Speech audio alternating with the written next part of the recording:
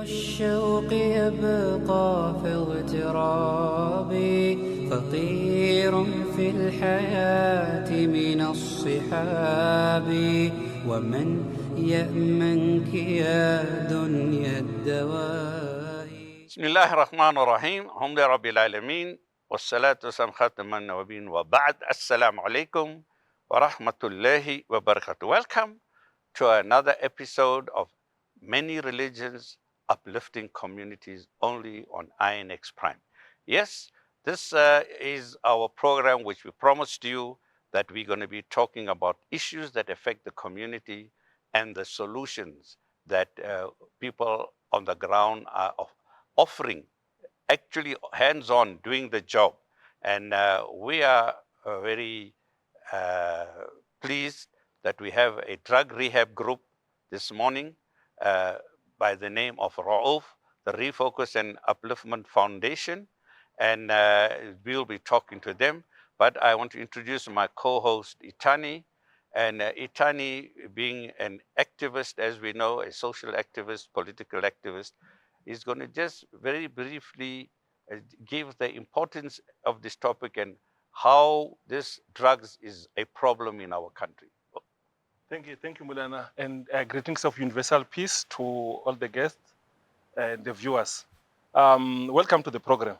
Most importantly is to note that the drugs are a big problem in society and they have got no boundaries, be it the rich, the poor, white, black, within the churches, within the mosques, within the synagogues. We are finding that we are facing these problems. And Mulana, as such, I find us being in a very privileged position to be in the forefront of those that are fighting and looking at ways to resolve these problems. Because if we are to wipe out the problem of drugs within society, I am definitely sure that we will end up somewhere, even in a better position, having a better society. Because through these drugs, this is where crime comes in. This is where violence comes in. This is where other forms of crimes are. It is the root of many problems. Definitely. Well, here we have it. So let me, because of time constraints, we would like to give Rauf Faisal Ali, welcome to the program. Thank you very much for the warm welcome and also for the brief introduction that has been given to us by Sheikh. So I want to, we thank you for taking time to come. I want to give the viewers a brief background of Rauf. RAUF stands for Refocus and Upliftment Foundation. There are many drug rehab groups in the country, and they are doing a lot of excellent work. But we have to start somewhere. We're starting with Rauf. There are other groups around which will be bringing this is an ongoing program. There are churches that are doing it. There are, we spoke to later on to our other contacts and other members who we work with. There are the Baha'i group, other religious groups are doing a lot of programs on drugs, besides the many other social ills that we have. Now, Rauf was formed over 25 years ago in Durban. It's now 27. It's exactly 27 years. They are a national rehab center, nationally. They have got, in the Gauteng area, they are in Crosby, in California Road. They are in Lenasia, in Nurul Islam Hall. They are in Benoni, in the Bazme Adab Hall. They are in Roshni at the Roshni Muslim School. And they are also in Cape Town, in Lansdowne, at the Shukrul Mubin Masjid. And they are in the Masjid al-Rawbi every Tuesdays after Maghrib. And in Lansdowne, every Wednesdays after Maghrib. We will give the details later on. You will get how to contact them. But for now, I would like Faisal Ali, who is the Gauteng coordinator of Rauf. Please tell the viewers, tell us what are you all doing. I see you've got about 4 centers, different places, Crosby, Lenasia, Benoni, Roshni. What is it that Rauf is doing? What are you all actually doing on the ground? Okay, what we're actually doing on the ground is basically we have people who come to us, who give us a call and say to us that, look, you know what, it's either my son or it's either someone's daughter that is on drugs. And then what we say, all right, what we can do for you is we will have a screening process. Come with your son, come with your daughter, and we start the process. So what you mean in screening? What does this process entail? What do you mean by screening process? So the screening process is that you bring an addict that is now rock bottom or On drugs at the on moment. drugs. Now there's different formats here. You have youngsters that are, and you have older people. For example, I had a 72-year-old man at one time who had come, who had a problem, and whose children actually brought him into our program. And so we then had to facilitate, we do the facilitation of, the screening process basically does the following. We have 2 subsequent groups at our meetings, support group meetings. So we do an assessment of the person to actually, This is an oral interview. it's oral interviews. Right. And during these oral interviews, we then we need to establish what the person is using, how long the person has been using drugs, and you know, what initiatives have the family taken, you know, during this period. And in many cases, what we find is that the families try, but they give in to the addicts, in the sense that the addicts are sort of very persistent, very demanding, and very manipulative. and very manipulative. They manipulate them. Yes, they manipulate the family. That means, like, that would be the siblings, that would be the parents, and everybody within that family environment are affected by the addict, by one addict, right? And so we take them through a screening process. We say, no, we're not going to admit you immediately into the rehab center. What we are going to do, we're going to take you through a screening process. And this screening process, what it entails is the following. The family with the addict need to attend these outpatient support group programs. So you got outpatient support group once a week? Once a week. At all these at centers? All our centers there at Roshni, Lenasia, Benoni, and Crosby. So how long does that outpatient program last for each session? Once a week? So 1 hour, 2 hours? So it could be 1 hour, depending on how intense the discussions are. Okay. Because remember, we're not dealing with one person or with one problem. We have several problems, various problems. And many addicts come together. You sit in a group discussion. Yes, it's a group discussion. So a group discussion with family members that are non-addicts. Okay, you keep that point, Faisal, because we got to go for a quick ad break. But if you hear a little bit what Faisal is saying, Rauf's, you know, every rehab got its own program. Every rehab has its own methodology.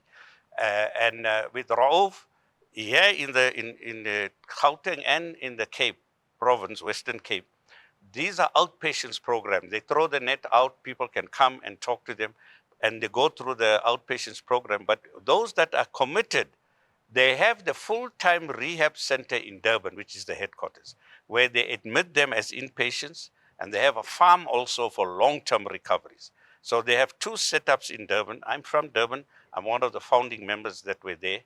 And they're over 27 years, you know. So that's all. They'll only send them to Durban for admission if the family has bought into it and the addict has bought into it. So keep it locked on.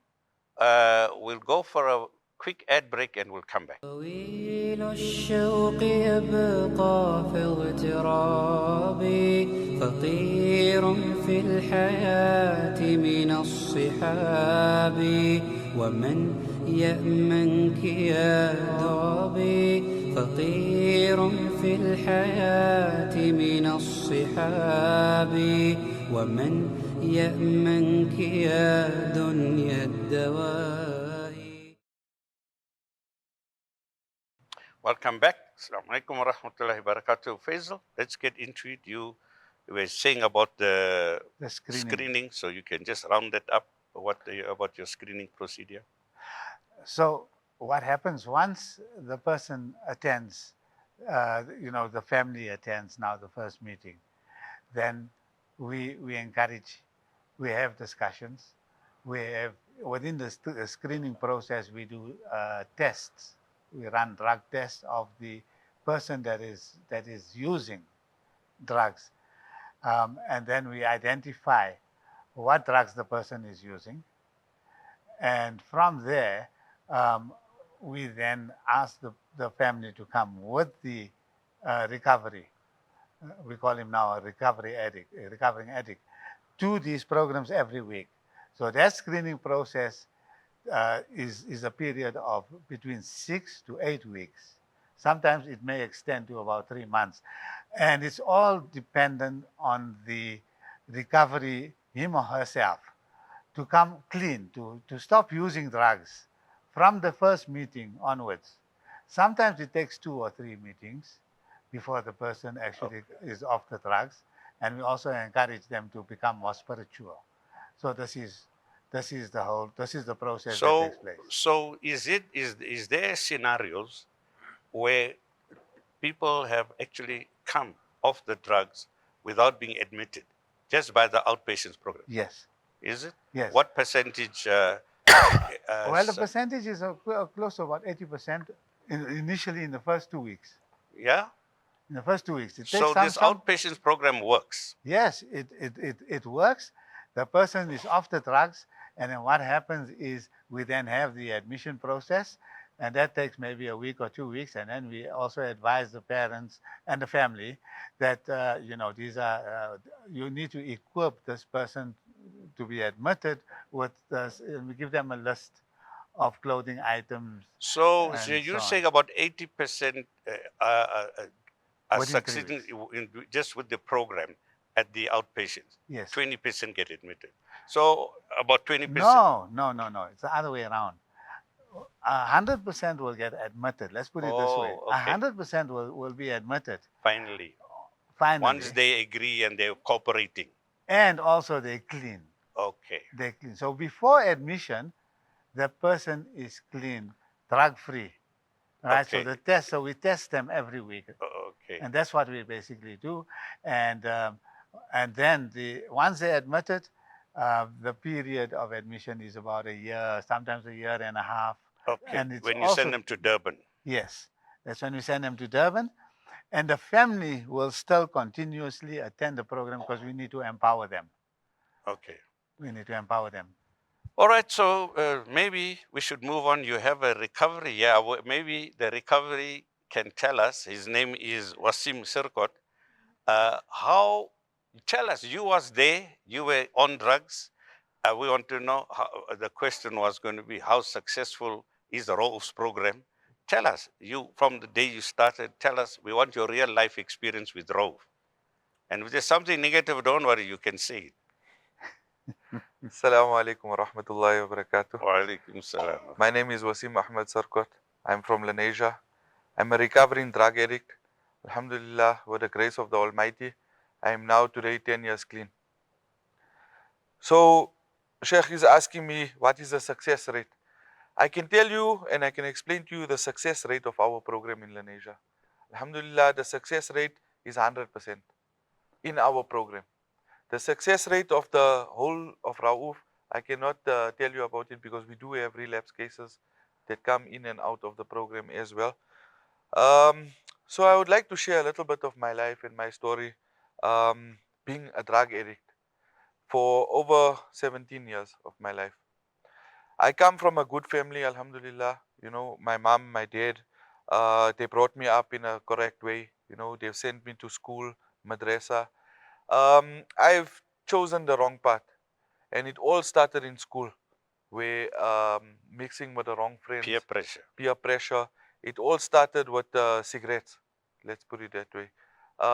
Tried a cigarette, liked it, and I always I always speak about this, that I suffer with this thing that is called an addictive personality. Addictive personality is when I try something and I like it, I would like to continue to do it always. So that was my weakness. You know, I don't necessarily always blame it on friends, but I blame it on my weakness. That was my weakness. I tried a cigarette, I liked it, I continued doing it. As my time went on, it progressed to Dacha. Where I tried Dacha, I liked it, and I continued with it. And my addiction just started progressing and progressing and progressing, where I ended up on crystal meth, I ended up on cat, I ended up on Manrex, I ended up on every drug that you can think of, until my family could not handle it anymore. You know, I couldn't live in a house where people were not doing drugs. So how easily were the drugs available? You were in Lens. I'm from Lens. Yeah, but was it available? It's available. It's on every street corner. There are merchants everywhere. What? And because of the weakness, because of my weakness, it was accessible for me to get the drugs anyway. You know, as long as you have money. So even now, as we're speaking, the drugs are available. It's available. It's on the street corners. You know, and I. So I must watch what my neighbor is doing. No, 100%. Drugs is available everywhere. Yeah. And now that we know that they've also legalized Dacha. Yeah. So if you look around you, in your surroundings, there are shops that are selling Dacha. Imagine it has gotten to that point. I think. Wasim, did you start using drugs while you were still in school, or is it something that started after school? Yes. My question is mainly around accessibility. Are they that accessible also in schools? 100%. So I'll speak when I came to high school, right? I was still doing cigarettes, and as I was going every standard higher, the drugs were it was Dacha at that time, so the drugs were accessible in school. The guys were selling it in school. And now with me, I saw my friend doing it, and I saw him getting high on the Dacha, and I felt that, you know what, why am I missing out on this opportunity? And because of that addictive personality of mine, I joined those wrong companies. And that's how I also got addicted to Dacha. And from there, it just progressed, and it went to the next thing, which was cat, which was crystal meth, and it just progressed and progressed and progressed. And before I knew it, my whole life was messed up. I've missed 17 years of my life just being on drugs. Just being on drugs. And this addiction problem has got me into massive problems. I've ended up in prison. I've been in prison on numerous occasions. And when I was in prison, I was actually in Sun City prison. I was there for 4 months. And that's when I hit rock bottom in my life. And I said to myself, you know what, man, I cannot do this anymore. I cannot carry on loving this life. So in prison, you had time to reflect. I had a lot of time to reflect in prison, because prison is not an easy life. Well, you know, Itani, you had one more point, because we got to round up a bit of our time. Yes, mine is on, you mentioned that you have this character in you, which becomes a weakness. How easy is it to relapse? Not just for you, but also for other recovering addicts. How easy is it to relapse? It's very, very, very easy to relapse. Very, very easy. I'll just give you a few key points, right? We have, in our program, we have rules, which is your 3 Ps and your 3 Cs. Your 3 Ps entails of your playgrounds, your playmates, and your playthings. Our 3 Cs entail of our cash, car, and cell phone. So for us, we like babies again. We need to relearn everything again. So for us to relearn everything again, we need to attain to these rules. Your playgrounds are your places where you used to go and use. Stay away from it. You stay away from it. Your playmates is your friends. Biggest thing that you need to stay away. Because when you're in recovery, there's no such thing as friends, right? Your playmates, your playgrounds, and your playthings. Your playthings are the things that you used to use, as well as your cash, car, and cell phone. It's our weaknesses that's going to cause us to relapse. Well, Itani, we're learning a lot. Definitely. I don't think, you know, the addict says, I can do it on my own, and I won't relapse, and that's where the problem starts. Thank you. Jazakallah khair. We're going to take a quick break, and we'll be back for the last segment. So keep it locked on. طويل الشوق يبقى في اغترابي فطير في الحياة من الصحاب ومن يأمنك يا دربي فطير في الحياة من الصحاب ومن يأمنك يا دنيا الدواهي. Welcome back to the last segment of this program, Many Religions, Uplifting Communities. Well, you must be seeing that the guests are changing and rotating. We have Muhammad Riza Bismillah on the program as a recovering addict who is with Raouf. And being the last segment, we are going to, wrap up, ask him maybe as well, about his experience at Raouf. But before we go that, I want the viewers to keep a pen ready. Keep a pen and paper because these are important contexts. Many of you listening there got a problem at home with your neighbor, how to contact. They're going to give you the contact details. And our program, Many Religions, Uplifting Communities, we are also, you'll see, we'll be flashing our details. Itani's number and my number and our email is there. So you could contact us as the viewer and we'll put you onto them. All right, so that is how it's going to work because you may want to reach out. The whole idea of this building communities, many religions, building communities and uplifting communities is we bring people who are actually doing the work on the ground to show you that they are succeeding, to inspire us, others out listening that you can also do it. That's the whole, you not talk about the problem only and philosophize about it and intellectualize about it and theorize about it. We pass that stage. We want practical solutions, and that's what you're getting. And anyone listening out there, you are doing something, teenage pregnancy, gender-based violence, all these youth problems, you got any of those work you are doing in the community, fixing the potholes in your area, contact us. We'll bring you on the show. We're not favoring any group here. Any religion, any nationality, you come here, we want solutions, share it. We're giving you the opportunity to inspire others and to bring solution. One of the past presidents of America, what he said, don't see what your government can do for you. I think in our country, they're doing for themselves. But see what you can do for your government. See what you can do. Let's take charge of ourselves. So, Brother Faisal, before he starts, give us the viewers your contact details for the Gauteng area.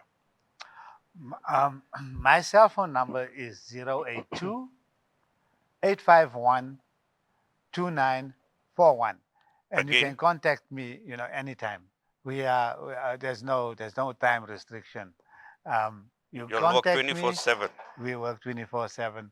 This is a serious problem in our community, and we are there. So I get calls weekends and whenever, and I'm glad to take these calls. And and we are here to assist. This is the work that we do. It's commitment. We thank you and commend you for that. Thank you very much. Thank you very much, brother. Welcome, Brother Mohammed Reza. Thank you so much. Please tell us more firstly about yourself and your experience with Raouf. Assalamu alaikum wa rahmatullahi wa barakatuh. My name is Mohammed Reza. And about myself is just like the previous person, but more, right? Addictive personality, started off in school, okay, and wanted to do everything under the sun just to be part of the crowd. Which area? And I'm living in Ridgeway. In Ridgeway, yes, Johannesburg, okay. And all of this started when I was in high school, my later parts of my high school. And it took off first with cigarettes, then started going to dacha, alcohol, going to nightclubs after high school. And going in that momentum is actually where I started to be around people that were using drugs. Okay. And how this started to affect me is that if I'm going to have the high now, I can have it later. Okay. And I don't have to worry about it because I'm fine. But what happens when you think you're fine, it starts eating into your daily life as well. Start going to work, you start being depressed. You start becoming aggravated with very simple questions, irritated as well. Start sleeping late, okay? And these are all the things that what happens in drug addiction. The other thing is the money you're bringing home. It doesn't see to the parents or to the household or anything like that. It just goes down the drain into drug abuse and whatsoever. And this has been going on for the past 20 years. Okay. It gradually got to the point where I just didn't know what to do with myself any longer. Sometimes I thought, hey, I can go with it without drugs for about 2-3 weeks or something like that, and it just doesn't happen. I think I can do it by myself, but it just doesn't happen. Until it came to a point when a specific person came to the house and offered help to my parents. See, we can see that your son is on something, and we have a foundation, and if he needs help, we are willing to help. And then this is where the part where Uncle Faisal came in, and he sat me down nicely. He didn't fight. I still remember that day. It was the best day. Okay? And he said, come to the program, right? And then you can talk about it. And I attended the first program. And when I attended the first program, I wasn't the only one that was there. There were so many others like me. And everybody shared their experience with me, and they asked me to share as well. You know, I didn't want to share, but I thought, now this is the point that I have to make. So can I just come in there? Just for the sake of the viewers, what he's saying is that with this, one of the success rates of the way Rauf is doing it, in this outpatients program, he comes to realize that there are other addicts sitting with him there. So he's not the only one. See, that's why, and the other addicts get around him as well, and they befriend him. And he's realizing now, I'm not out of place here. I've got my fellow colleagues in the partners in crime. And therefore, they are talking about themselves. It encourages him now to open up. And I think that's a very important concept. Yes. Yeah, let me get more onto it there. I was feeling safe for once. Yeah, for once in my life, I was feeling safe. And I could talk about my problems, seeing where I've been coming from, where it's been leading me to, and everything like that. And basically, they just told me, keep quiet and listen. I could never keep quiet and listen. I always thought I had a bigger mouth. It's from a young age also. Always think that I knew it all, but I didn't know it all. And they helped me. Said, come to the program every week. And through the screening process, by getting tested every week, by noticing everybody else getting tested everywhere, I wanted to stay clean. I needed to stay clean, because the longer I stayed clean, my vision and clarity in my mind, it started to become clear of where I'm going and what I want to do with my life. I mean, all of those goals that I had buried away were starting to relive itself. And then through this year, it didn't just take me 6 or 8 weeks. The screen time for me took 3 months. But I was happy with that, because I was willing to go. And you were regular. And I was regular. So I think Tiny got a last question to ask you because of time. Yes. No, congratulations, my brother. Thank you so much. Congratulations on the steps you have taken. But just an advice to others who are trapped in this dark hole that we are referring to. What can you advise to addicts that are out there? The thing is, we are scared to reach out for help. We are very quick to go to the negative, to go and seek help, but the positive is where it's going to lie. So the ones that are very closest to us, our guardians, our parents, or someone that we can trust, go to them, ask them, see, I have a problem, it's an issue, it's busy eating me up in my life. I can't do this by myself. I can't do it by myself. The courage and the bravery comes in within. We are individuals at the end of the day, and we have to make that choice. Everything is by choice. Everything is by choice. So by taking that step and saying, like, you know what, I've had enough, I need to go and seek help, I can't live my life like this here, that person who is in addiction is going to find a person that they can trust and say, like, I need help, I need to come clean now. And it's about courage and motivation. That is where it got me. Thank you. Well, there you have it. I think, Faisal, you all are doing a good job. Just to refresh, as we're running up, you'll see our details. Many religions uplifting communities. So it's the code is, MRUC MRUC, Many Religions Uplifting Communities.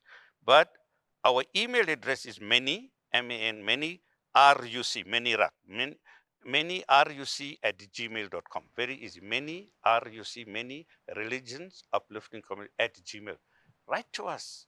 If you want the details of the people on our program, you want to appear on the program, give us a profile of your organization, what you're doing, and we will gladly bring you onto the program. We only want people who are active and how to get others to be activists in the area and do something about the problem. Don't complain about the problem. So also you'll see we have cell numbers, Itani's cell number and my cell number there as well. You'll see it on the screen. You'll see Faisal's cell number at the contact number in Rove. But the Rove's main center in Durban, you can contact them, the head office in Durban. You'll find the details. Let me see if I can find it. Yeah, 031 269 3662. That's the head office in Durban. They have the inpatient program. They have two centers, and one is a long-term farm recovery. 031 269 3662. So, yeah, here we have it. Faisal, your some passing comments. You are in the field. Some very concluding parting words you may have to give to the viewers out there. Well, firstly, what's important is that, addiction is something that as families we cannot accept, as parents, as family members. We really cannot accept that within our, in our families. It's like a stigma. It's a stigma. So people don't come forward. So what we are saying here is, look, don't be afraid. Come forward. You have a problem. Don't let the problem become more serious. Let it not run for 20 years. Like Muhammad Riza has been explaining to us. He's been drugging for almost 20 years. Wasim has also been drugging for a very, very long time. So let it not become such a big, huge problem that you cannot deal with it anymore. You must be able to deal with the problem and sort of try and catch it, nip it in the bud, if you can. Nip it in the bud, come forward, let us help you, let us take you through the process, and Rauf is there. We are there as an organization. In fact, we also have an upcoming event during the month of October, on the 26th of October. We have an event that we are hosting in Roshni. Roshni is hosting the event this year. And the tickets are basically what just is it, a fundraising dinner? It's a fundraiser. Okay. Right? And remember, Rauf is there to support you also from a financial perspective. Rehabs are very, very expensive. So we're there as an organization to hold you by the hand and take you through the entire process. Sometimes and remember, recovery is not a quick fix. It's a lifetime thing. It's a lifetime process. Yeah. I'm with the organization for 17 years. And why? Because I have a son that has an addiction problem, and that is why I'm passionate about assisting. Just while we're on the tail end, just repeat your number again, your contact number. My number is 082 851 2941. Now, dear viewers, what he just said, how expensive, we all know, those who know, how expensive rehab centers can be. I can tell you, having been an initial founder member 27 years ago of Rove in Durban, the reason Rove formed Rove, there's a brother called Ibrahim Dawood, and there's another brother, his name was Qasim Suleiman. They got together because they were doing social work to homes, poor homes, giving food parcels. But they found a common problem in these poor homes, that there was drugs in every home. So they say, we're not solving the problem because there's an addict in the house. And then they realized, let's rather treat the addict in the house and because he's siphoning, whatever is coming in, he's siphoning it away. And that is how Roof was formed, number one. Number two, the Roof, I am vouching for it because I can't talk. There are many other rehab organizations. We've actually invited two of them to come onto this program, one from El Dorado and one organization from Soweto, and some logistic problems they had, but we'll bring them, at future. It's an ongoing program. Ra'uf made a commitment there and then. When you come in, that they will, if you don't have money, they will still take you in. Now, this is very hard to find. So I thank you all. I thank you all, Faisal, for coming.